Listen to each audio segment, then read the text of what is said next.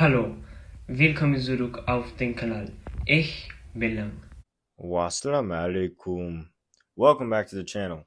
I am a dog. There are over 7,000 languages that exist on Earth.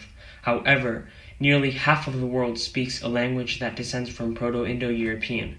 There are only 450 languages descended from Proto-Indo-European, also known as Pi, and about 200 widely spoken today, and 24 officially recognized in Europe. Yet 3.2 billion people speak at least one Pi language. So what is Pi, and why is it so important? Pie is a type of dish that you cook. It's important because it's yummy. Not that kind of pie, Dicko. We will be answering this question in this video. We will go through the history, phonology, syntax, and influence that Pi has had on the world today.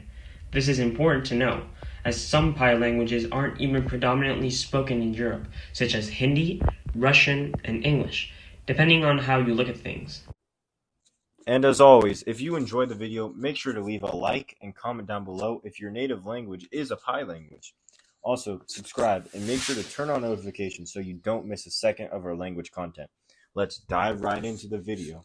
Proto-Indo-European, Pi, is the reconstructed common ancestor of the Indo-European language family. No direct record of Proto-Indo-European exists. Its proposed features have been derived by linguistic reconstruction from documented Indo-European languages. Far more work has gone into reconstructing Pi than any other proto-language, and it's the best understood of all proto-languages of our time. The majority of linguistic work during the 19th century was devoted to the reconstruction of Pi, or its daughter languages, and many of the modern techniques of linguistics reconstruction, such as the comparative method, were developed as a result, just because of this language, which shows how important it is. So basically, in summary, most languages that are spoken today come from this so-called old lost language that researchers have been reconstructing and discovering for centuries on. Pi is hypothesized to have been spoken as a single language from approximately 4,500 BCE to 2,500 BCE during the late Neolithic to early Bronze Age, though estimates vary by more than 1,000 years. According to the prevailing Kurgan hypothesis, the original homeland of the Proto-Indo-Europeans may have been in the Pontic-Caspian steppe of Eastern Europe. The linguistic reconstruction of Pi has provided insight into the pastoral culture and patriarchal religion of its speakers. Over time, speakers of Proto-Indo-European became isolated from each other through the Indo-European migrations. Thus, regional dialects of Proto-Indo-European spoken by the various groups diverged.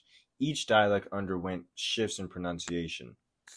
So the Indo-European sounds just changed in morphology, and it eventually changed in vocabulary. Over many centuries, these dialects transformed into separate Indo-European languages.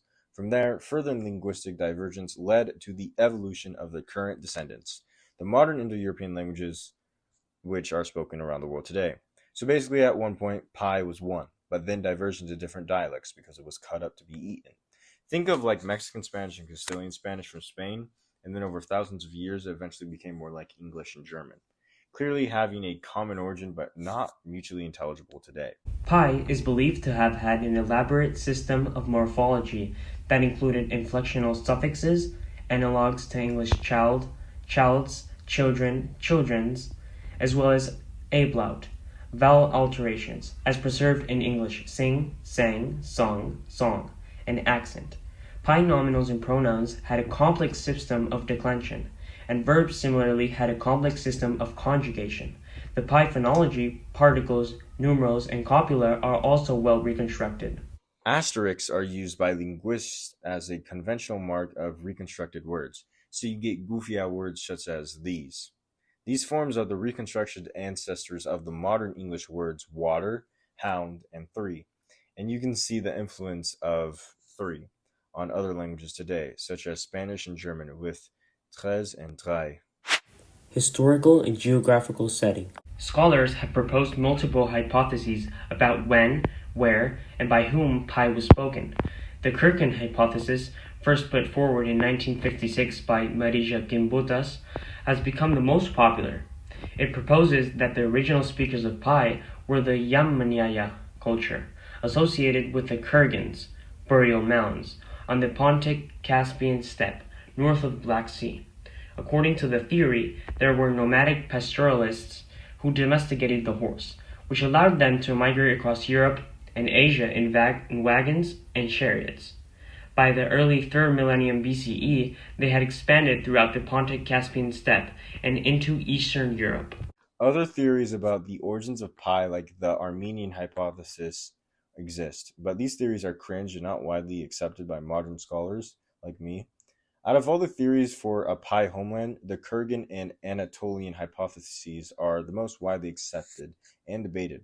Following the publication of several studies on ancient DNA in 2015, Colin Renfrew, the original author and proponent of the Anatolian hypothesis, has accepted the reality of migrations of populations speaking one or several Indo-European languages from the Pontic steppe towards northwestern Europe. Now we're going to show you guys the branches developed from Proto-Indo-European. Alright guys, so I hope you don't mind that the content of the image is written in Spanish, but I'm going to try to summarize it quickly. So obviously we have Indo-European at the center of the image, which is obviously the root language. And we're going to kick this off by introducing the Celtic languages, which include Irish, Gaelic, Welsh, and also Breton, which are the most famous Celtic languages. And moving on to the Germanic family branch, which of course includes English, as well as Dutch, German, and the Nordic languages like Danish, Swedish, or Norwegian. And then from there, we arrive to the Baltic languages, which is close to the Slavic languages, and that's because they used to be a single language family branch, as we explained in our Slavic comparison video. And the most famous Baltic languages are basically Lithuanian, Latvian, and the now extinct Prussian. In the Slavic branch, we obviously have Eastern, Western, and Southern. And that includes Polish, Czech, Russian, Ukrainian, Belarusian, Slovak, Bulgarian, and Serbo-Croatian. Moving on, we have the Tocharian branch, which is now extinct.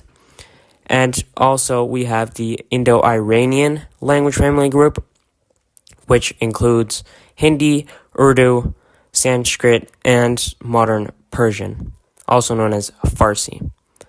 And then we have the Armenian language group, which is obviously a language isolate, modern-day Armenian spoken in Armenia.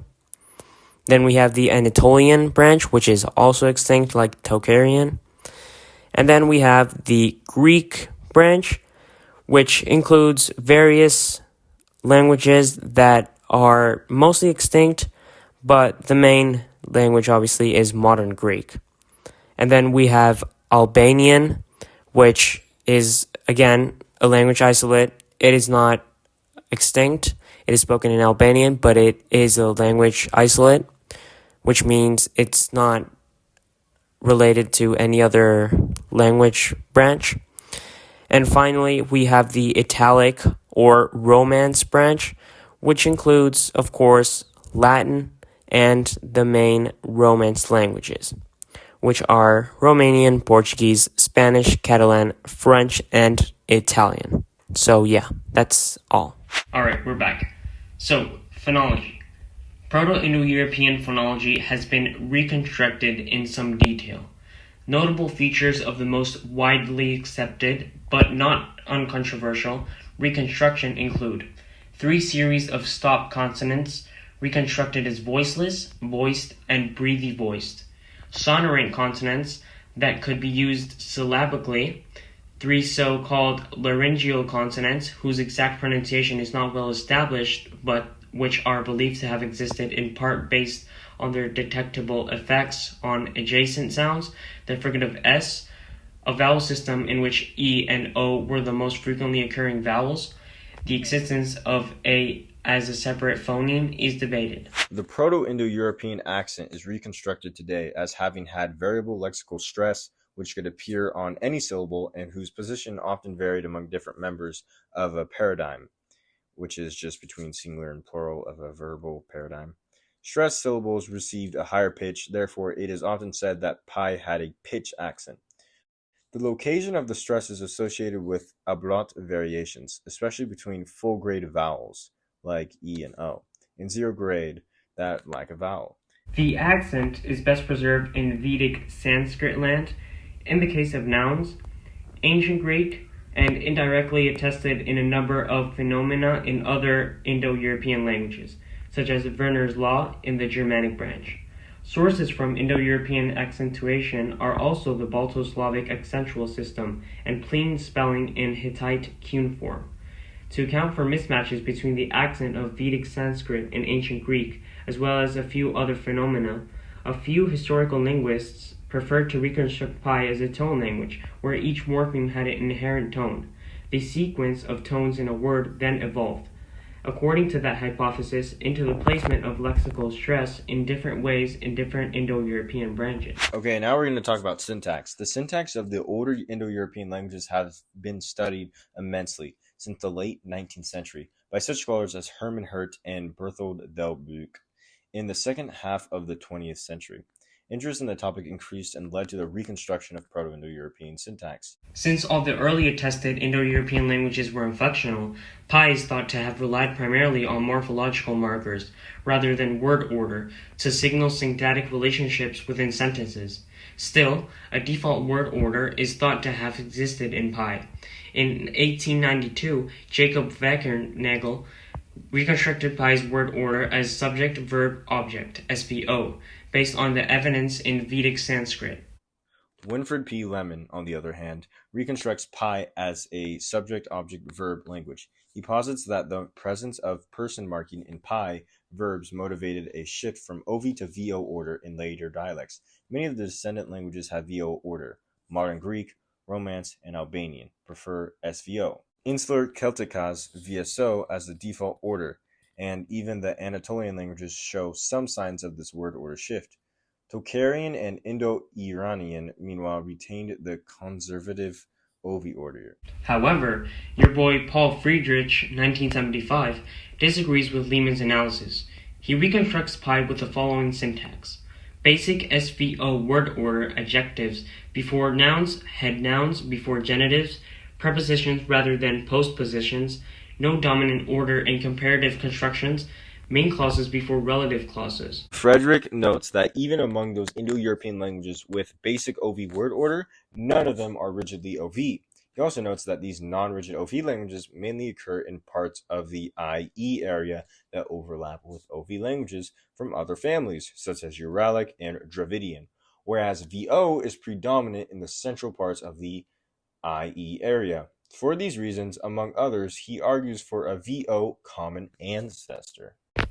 Hans Heinrich Hock, 2015, reports that the SVO hypothesis still has some adherents, but the broad consensus among Pi scholars is that Pi would have been an SOV language. The SOV default order with other orders used to express emphasis, example, verb, subject, object, to emphasize the verb, is attested in Old Indo-Aryan, Old Iranian, Old Latin, and Hittite, while traces of it can be found in the enclitic personal pronouns of the Tocharian languages. So in summary, Pi is a very delicious food. In summary, Pi, although unknown to us in certain aspects, is the common origin of most major languages spoken in the world today, and progress in finding out more about its origins and reconstructing the language will come as time goes on. Here are some examples of Pi's influence on words today. Berg, as in fortified place or city.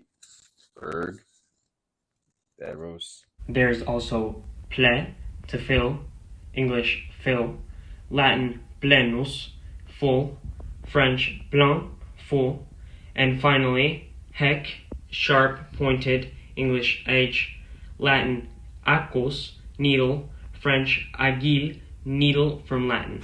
Sorry for butchering the pronunciation. However, thank you for watching. I hope you enjoyed this video and make sure to subscribe to Langdawg to get more of the best language content you will ever find in the entire multiverse. Also, for more goofy content, make sure to subscribe to Language Dog. But please be careful, since if you learn about my ancient wisdom in my videos, you might become too smart for your own good. Whatever you say, dog. Bye. Adios. Tschüss. Salut. Salut.